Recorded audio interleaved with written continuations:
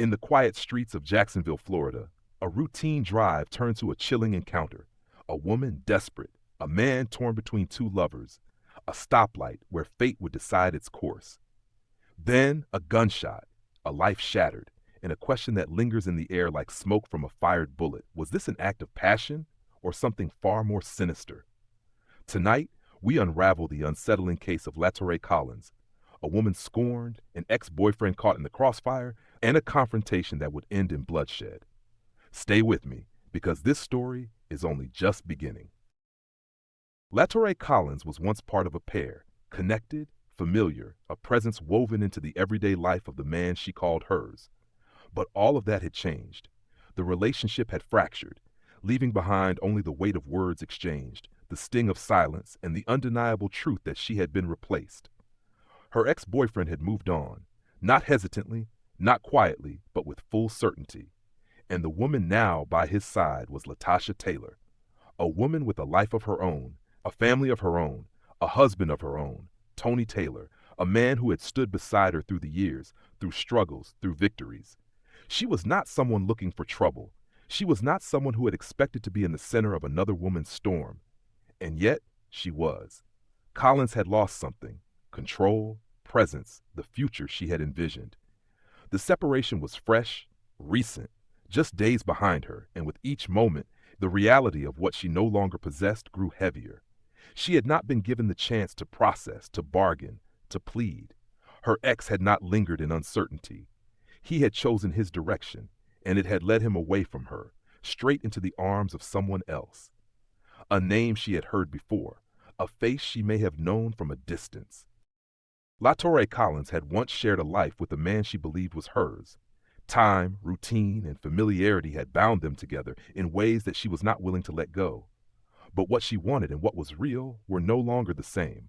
The separation had been swift, decisive, unrelenting. He had not lingered in hesitation. He had not looked back. And worse, he had moved forward with someone else. Her messages came first. Short at first, then longer, then unanswered. The calls followed. His phone would ring, again, again, again. But silence was the only response she received. Then came the reason. There were things left behind, his belongings, a final tether, a last excuse to see him, to hear his voice, to make him acknowledge her again. Come get your things, a message sent, an invitation, thinly veiled. But his response was not the one she had been waiting for. Throw them away.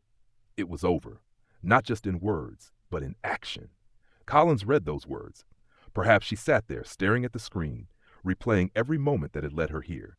Perhaps she gripped the phone in her hand, heart pounding, mind racing. Or perhaps she already knew what came next. Saturday, February 15th.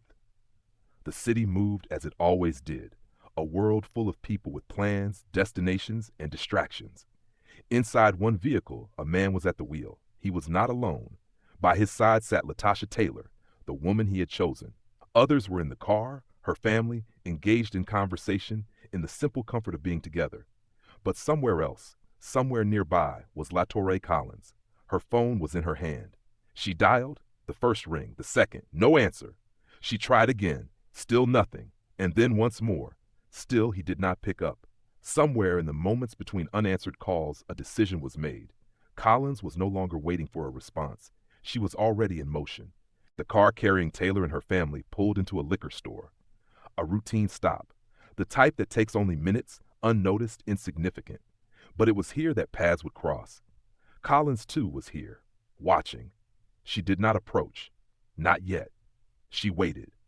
The doors to Taylor's vehicle opened once more, and the group returned. The car engine hummed to life, tires rolling onto the street once again. But Collins was moving too. She followed. Their route was set, but so was hers. Then the stoplight. Red, a pause. And from behind, another car approached. Collins's car did not linger in place. It did not wait. It moved, not beside them, but in front. A barrier, a message, an unspoken demand: acknowledge me. A confrontation at a stoplight, a place meant for brief pauses, not for moments like this. Perhaps she expected him to step out, to engage, to listen, but he did not. Instead, the reverse lights flickered on. A turn, the vehicle maneuvered around hers. And just like that, they were gone. Collins, too, was on the move. The road was long, the city was wide, but she knew where they were going. She kept pace, And then another stoplight. Red. Once more they slowed, and once more she was there. This time she did not remain in her car. She opened the door. She stepped onto the pavement. Her feet moved with purpose, not rushed, not hesitant. A knock against the glass, louder than necessary. A demand, not a request. Latasha Taylor looked up. A woman stood outside her window, unknown, unfamiliar. Who are you? A simple question. A question that should have been met with words. But there were no words, only movement. A reach. A flash of metal, and then a sound, one that could not be mistaken. The silence that followed was not an absence of noise, but the presence of something else. The world did not stop. The street remained. The lights above continued their cycle, but inside that moment, nothing moved. Latasha Taylor collapsed, and Collins was already gone. The street, once filled with the distant hum of passing cars, now stood still. The echo of a single gunshot still clung to the air, a sound so sharp, so final, that it seemed to silence the world around it. The stoplight overhead continued its cycle, indifferent to the life that now lay motionless on the pavement below. Latasha Taylor had fallen. The moments that followed were chaos. A scream. Then another. Voices rising, overlapping, shouting her name, calling for help. Someone ran forward, hands trembling as they reached for her. A family member, frantic, pleading, begging her to hold on. Her body was still, but her chest moved, faintly, unsteadily. A sign of life, but a fragile one. A phone was pulled from a pocket. Fingers fumbled over the screen. A call was made. The voice on the other end was calm, practiced, unaware of the urgency unfolding on the other side. Then the words, "A woman's been shot. She's not moving. Oh my God, please, please hurry." The seconds stretched. The world waited. Somewhere, not far from that very spot, Latorray Collins was driving, her hands on the wheel, her mind unshaken. She had left the scene as swiftly as she had arrived. She had not turned back. She had not hesitated. There was nothing left to say. The first siren cut through the night. Then another. Blue and red lights washed over the pavement, over the cars, over the faces of those who stood frozen in disbelief. Paramedics rushed forward, their movements quick, precise. A stretcher unfolded. Hands worked fast, checking for a pulse, pressing against the wound, stabilizing the body that now teetered on the edge of life and death. The woman lying before them was not supposed to be here. She had been planning for something else entirely. A life, a future, an anniversary. 15 years. 15 years of love, of struggle, of memories. A milestone meant to be celebrated. Now it hung in the balance. Her husband, Tony Taylor, was not there yet. He did not know. Not yet. But soon he would. Soon the phone would ring and his world would change. The hospital was waiting. A team of doctors stood prepared, their minds trained for moments like these.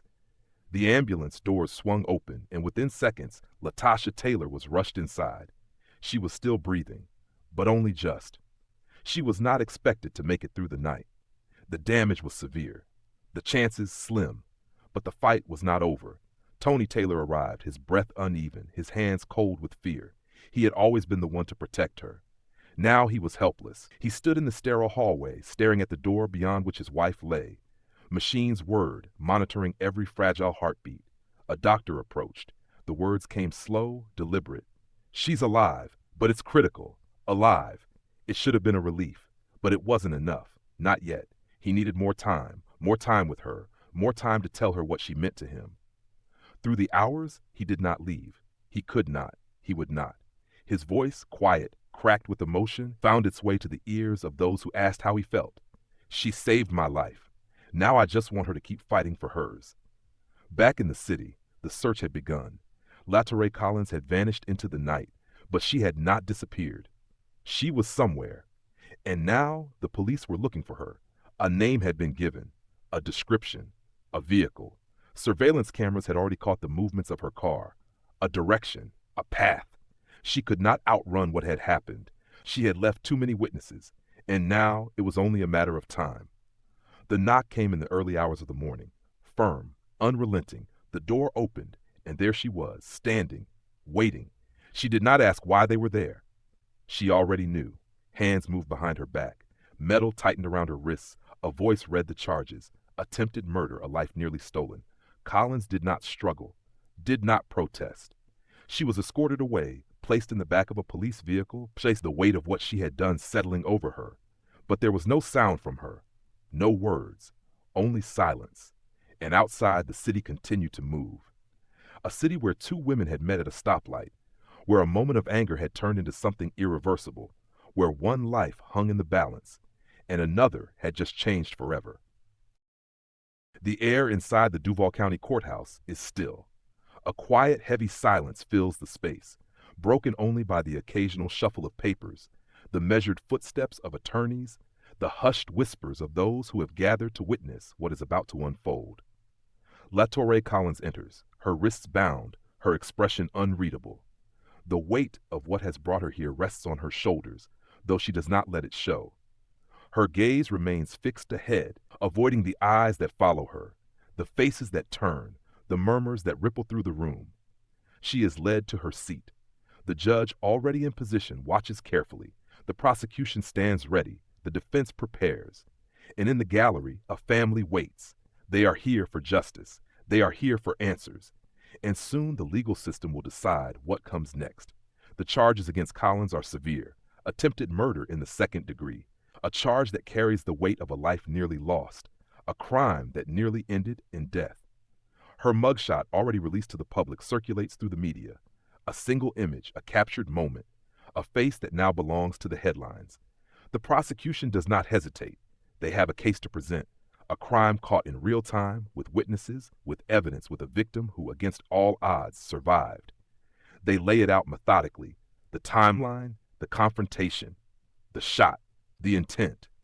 They argue that Collins had every opportunity to walk away. That she was not pushed, not provoked, but made a choice to pursue, a choice to stop at that light, a choice to step out of her car, a choice to pull the trigger. And for that choice, they say, she must now face the consequences. The defense does not argue what happened. The facts are clear. The events are not in dispute. But intent, that is another matter. They speak of emotions, of heartbreak, of a woman who was not thinking, but reacting. A woman who had been left behind, discarded, pushed aside. They suggest this was not premeditated, that the events of that night were not part of a plan, but a moment of uncontrolled emotion, a plea for understanding. But understanding does not erase the outcome. It does not erase the bullet that left the chamber. It does not erase the life that was nearly taken. And it does not erase the man who sat behind the wheel, forced to witness the collision of his past and present in the most violent way imaginable. The jury listens. They watch. They take in every word. Their task is not easy. The law is clear, but the circumstances are not. What does justice demand? What does punishment require? Collins's fate is placed in their hands. A conviction could mean years behind bars, a life spent within walls that do not yield, under lights that do not dim. An acquittal, unlikely but possible, would mean a return to a world that now knows her name, that now knows what she has done. The arguments conclude. The evidence has been shown. The final words have been spoken. The courtroom holds its breath, and now the decision begins. A verdict awaits. The courtroom has fallen silent. The arguments have been made. The evidence has been examined. The jury has left to deliberate. And yet, even now, there is no true certainty about what justice should look like. Latorray Collins sits in her chair, her expression unchanged, her gaze unfocused. The weight of what has happened is undeniable. She is no longer behind the wheel of her car, no longer at the stoplight where choices were made in seconds. Now she is here, waiting, just like everyone else, to learn what will become of her. Across the courtroom, a family waits as well. Tony Taylor, a man whose life was forever changed, watches, his hands clasped together, his face drawn with exhaustion. His wife, Latasha Taylor, who was not meant to survive, has defied the expectations of doctors and statistics. But survival does not erase the trauma. It does not heal the wounds, both seen and unseen. It does not change what happened. And so the question lingers. What was this? Was it a crime of passion, an act committed in the heat of the moment, fueled by heartbreak and jealousy, a confrontation that escalated beyond what was ever intended? Or was it something more, a deliberate pursuit, a series of choices made long before that fateful night, a moment that was destined to unfold just as it did? The truth, perhaps, lies somewhere in between. But what does justice demand in such a case? Should Collins spend years behind bars, paying the price for a decision that cannot be undone? Or is there a part of her story that has not been told, one that changes how this moment should be judged? It is a question that divides opinions, a question that lingers long after the courtroom empties. And now it is a question for you. What do you think? Was this a moment of blind emotion, a decision made in anger that should be punished but also understood? Or was it a premeditated act, one that Collins alone is responsible for, deserving of the full weight of the law? Let me know your thoughts in the comments below. And if you want to hear more cases like this, real stories of crime, of justice, of the choices that change lives forever, be sure to subscribe and turn on notifications. Because the truth is, these stories are happening every day, and sometimes they are closer than we think.